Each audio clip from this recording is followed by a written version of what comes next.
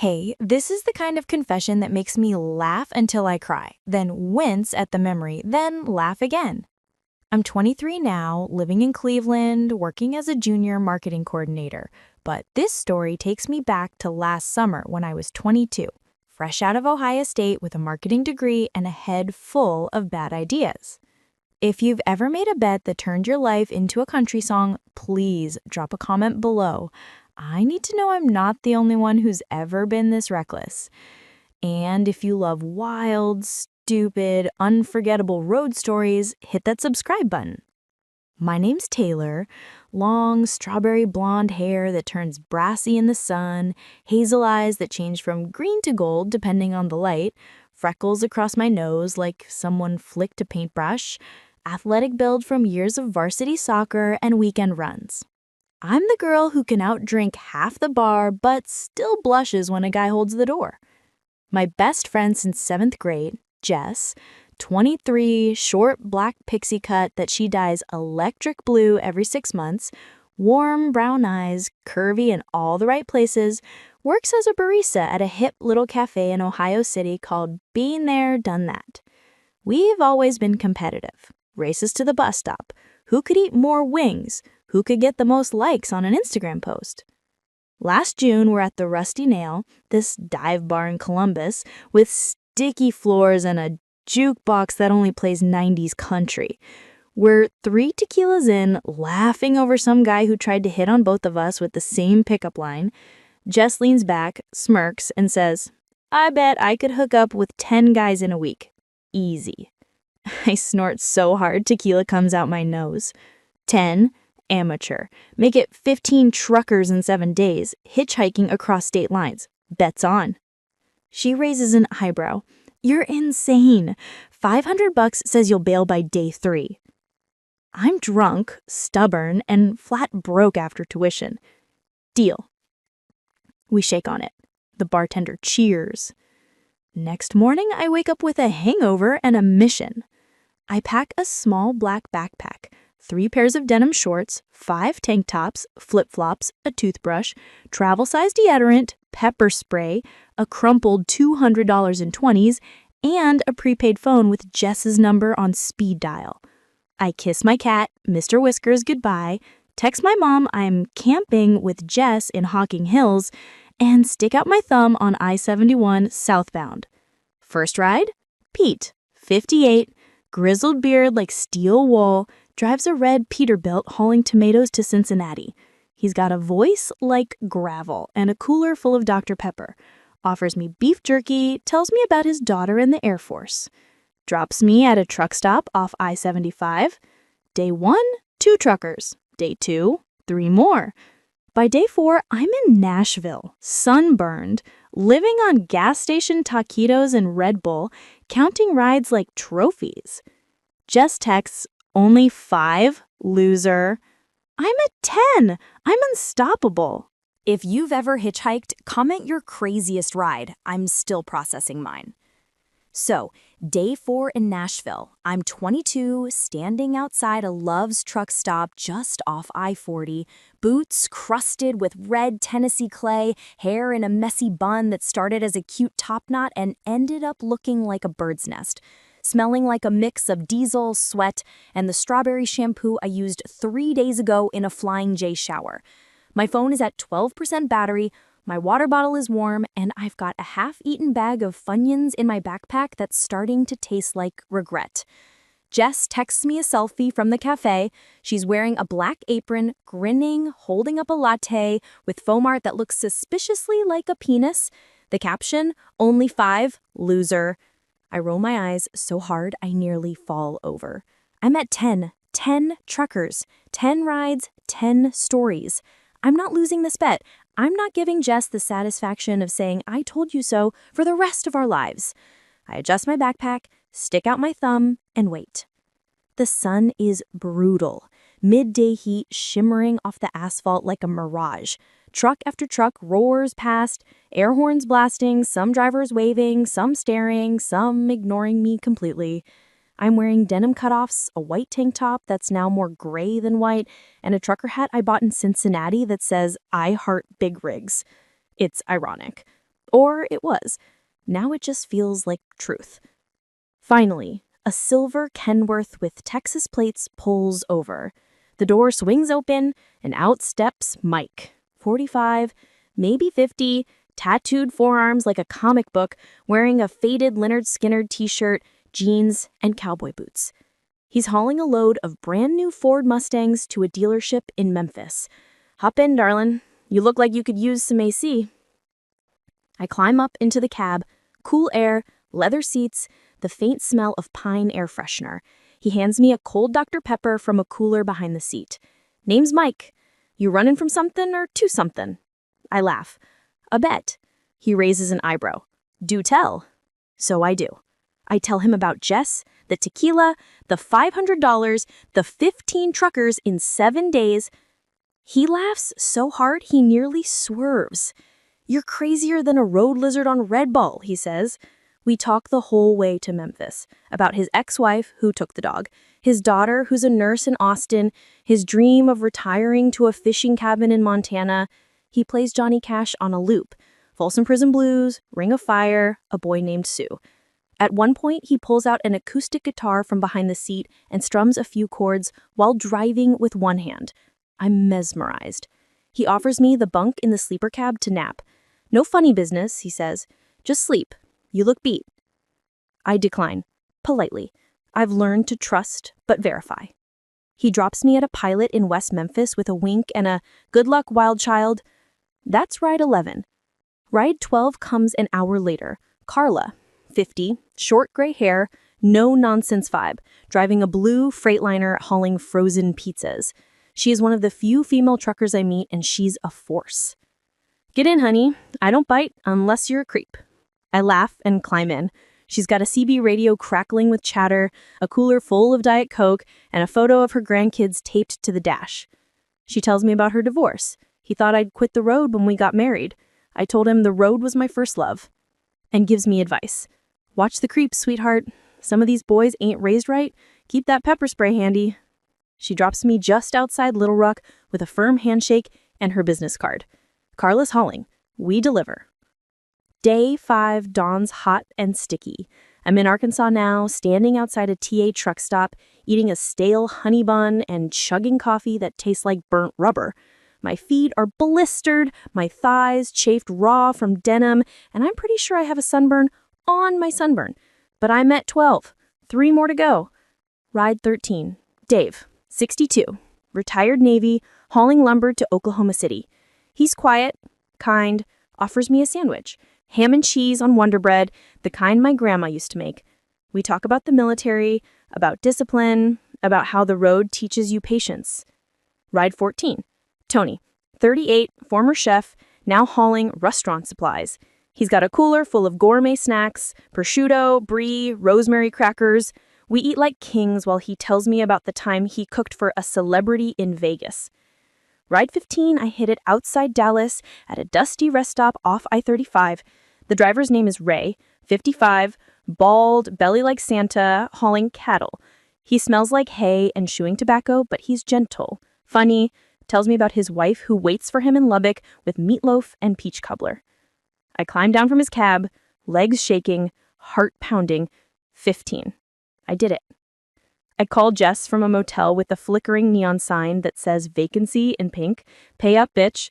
She laughs so hard she snorts, wires me $500 via Venmo with the memo, legend. I buy a real meal, chicken fried steak, mashed potatoes, sweet tea, and a slice of pecan pie, and sleep 12 hours on a bed that smells like cigarettes, bleach, and regret. I fly home the next day. My body's wrecked. Blisters on my feet the size of quarters, chafing in places I didn't know could chafe, exhaustion that makes my bones feel like wet noodles. I walk like I rode a mechanical bull for a week. The pain lasts 7 full days. I swear off bets, tequila, truck stops, and anything that involves physical exertion for the rest of my life. But the stories? Pure, unfiltered gold. Pete's war tales from Desert Storm, Carla's divorce advice, Mike's acoustic guitar at 3 a.m. on I-40, Dave's quiet wisdom, Tony's gourmet snacks, Ray's meatloaf dreams. I journal every mile, every laugh, every close call, every moment of kindness from strangers who could have been monsters, but weren't. I realized the road isn't just asphalt and diesel, it's people, it's connection, it's risk, it's growth. So I'm home in Cleveland, 22 years old, $500 richer, and moving like I've been rode hard and put away wet. I stumble through the door of my mom's split-level house in Parma, drop my backpack on the linoleum, and collapse face first onto the couch. My mom, Diane, 48, short brown hair, glasses, works as a pharmacy tech, comes in from the kitchen holding a spatula. She sniffs the air, wrinkles her nose, and says, "Taylor Marie, you smell like a gas station exploded in a barn." I mumble into the cushion. "Fell in a creek hiking?" She marries it, mostly. She makes me shower, feeds me meatloaf and mashed potatoes, and tucks me into my childhood bed with the same floral comforter I had at 12. I sleep for 18 hours straight. When I wake up, Jess is sitting on the edge of my bed, grinning like the Cheshire Cat, holding a cold bottle of Labatt Blue. "You're a legend," she says. A filthy, smelly, blistered legend. We clink bottles. I went sitting up. Everything hurts. My feet are a war zone. Blisters on blisters, toes rubbed raw from cheap flip-flops. My thighs are chafed so bad I have to walk bow-legged. My lower back aches from sleeping in truck cabs. My skin is sunburned in patches, tank top lines, sock lines, a weird stripe across my forehead from the trucker hat. I look like a topographical map of pain. Jess laughs until she cries. "You walk like you just got off a horse," she says. "A very angry horse." I flip her off. The pain lasts a full 7 days. I ice my thighs with bags of frozen peas, slather aloe on my sunburn, soak my feet in Epsom salt. I sleep on my stomach, walk like a cowboy, and swear off denim shorts forever.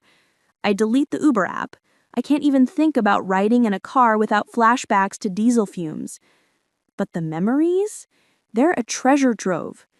I start a private blog, just for me, password protected, called 15 and 7, A Hitchhiker's Confession. I write about Pete, the Vietnam vet who taught me how to change a tire with a crowbar and a prayer, about Carla, who gave me her number in case of emergencies and told me, "Never let a man make you choose between your dreams and his comfort," about Mike, who played Ring of Fire on his guitar while driving 70 miles per hour and made me harmonize on the chorus, about Dave, the quiet Navy retiree who shared his ham sandwich and told me, "Discipline isn't punishment, it's love for your future self," about Tony, the former chef who fed me prosciutto and brie and said, "Life's too short for bad food and bad company," about Ray, the cattle hauler who smelled like hay and home and told me his wife waits for him with meatloaf and peach cobbler every Friday night. I write about the close calls too, the guy in Kentucky who offered me a ride and a room with a leer, the creep in Oklahoma who wouldn't stop staring, the moment in Texas when I thought I'd have to use the pepper spray. I write about the kindness, the trucker who gave me his last bottle of water, the waitress who comped my coffee, the stranger who lent me a phone charger. I realize I've grown. I've learned to read people in a glance, to trust my gut, to say no without apology. I've learned that the world is full of good people, even in the places you're told to fear. I've learned that pain is a teacher and blisters are badges. Jess and I meet at the Rusty Nail a week later. She slides me a beer and a $500 Venmo notification. "You earned it, but never again." I nod. Never again. We toast to stupidity, to survival, to friendship. I'm back at my marketing job in Cleveland, designing social media campaigns for a craft beer startup, but the road is still in my blood. Jess and I framed the Venmo screenshot, legend in bold, as art and hang it above her couch in her tiny Ohio City apartment. I design a poster in Photoshop, 15 and 7 in bold red letters over a silhouette of a semi-truck at sunset, the highway stretching into the distance. I post it anonymously on a design subreddit under the username RoadWarrior22. It blows up. 10,000 upvotes, comments calling it iconic, badass, a mood. I get messages from strangers, truckers thanking me for representing the road life, women saying it inspired them to travel solo, dudes asking if I'm single. I don't respond. The poster gets picked up by a trucking blog, then a feminist travel zine. I land a freelance gig designing merch for a women's adventure collective. I tell no one at work the truth. The bet becomes my secret superpower. I start traveling smarter. I download a buddy app that pings my location to Jess every hour. I carry a portable charger, a first aid kit, a whistle. I take ride shares, hostels, Amtrak. I hitchhike rarely, and only in daylight, with a plan, with pepper spray in hand. I visit Pete in Cincinnati. He teaches me to parallel park a semi. I meet Carla in Memphis. She takes me to a diner famous for catfish and gives me a Carla's hauling hat. I FaceTime Mike from a music festival in Austin. He plays Folsom Prison Blues over the phone. The pain taught me limits. The road taught me freedom. I've learned to say no to stupid dares, yes to calculated risks. I've learned that confidence isn't loud. It's quiet, steady, earned. I've learned that the world is big, and I'm small, but I belong in it. I've learned to trust strangers, but never blindly. I've learned that $500 can't buy the stories I now carry. I'm 23 now, still best friends with Jess, still laughing over that insane week every time we get drunk. We don't make bets anymore. We make plans. We plan road trips with real maps, real hotels, real safety nets. We plan girls' nights with wine and charcuterie, not tequila and dares. I travel with a real backpack now. North Face, not a $10 Walmart special. I carry a charged phone, a power bank, a list of safe truck stops, and a heart full of caution and wonder. The bet was reckless, stupid, dangerous. But it was also a gift. It taught me resilience, how to sleep in a truck cab, how to eat gas station food and live, how to walk away from a bad vibe. It taught me resourcefulness, how to negotiate a ride, how to read a map, how to charm a stranger into kindness. It taught me the kindness of strangers, the trucker who gave me his last bottle of water, the waitress who comped my coffee, the woman at the hostel who lent me shampoo. It taught me that the world is full of good people, even in the places you're told to fear. I won $500 and a story I'll tell my grandkids, minus the details, of course. I'll tell them about the guitar-playing trucker, the female hauler with grandkids, the retiree who shared his sandwich. I'll tell them about the blisters, the sunburn, the week of walking funny. I'll tell them that sometimes you have to be stupid to become wise. If you're tempted by a dare, think twice. Think 3 times. Think about the blisters, the chafing, the close calls. Think about the $500 and whether it's worth the price. I won, but I paid in pain, in risk, in moments I can never unlive. Take care of yourselves out there, Reddit. Travel smart, trust your gut, and if you see a girl with strawberry blonde hair and a thumb out on the highway, give her a ride. Just maybe don't ask why. And if you do, buy her a coffee first. Thanks for listening. This is Taylor, signing off from the road, not hitchhiking, but still rolling.